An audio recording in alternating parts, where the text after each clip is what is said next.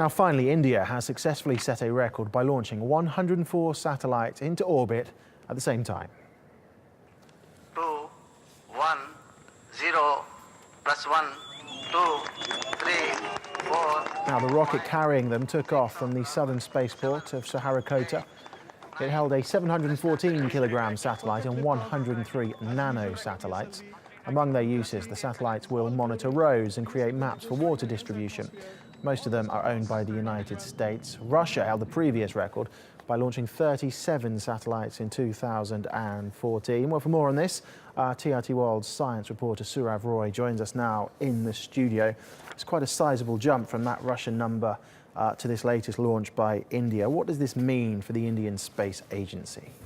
It is indeed a huge accomplishment. But in terms of science, it is not just taking up 103 or 104 satellites up into space.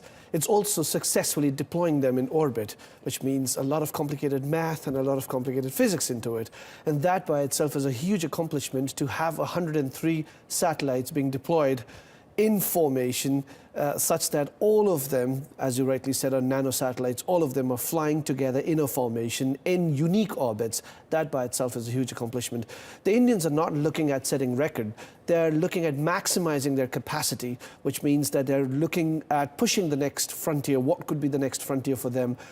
And what could be the next frontier for them? What are they looking at? Well, they've already sent the world's cheapest yet the most successful Mars mission, known as Mangalyaan. They've sent a very successful mission to the moon called as Mangalyaan. They're now looking at trying out the GSLV, the Geosynchronous Satellite Launch Vehicle, in the months to come. They're looking at sending more missions to Mars, to Moon, as well as to Jupiter and Saturn as well.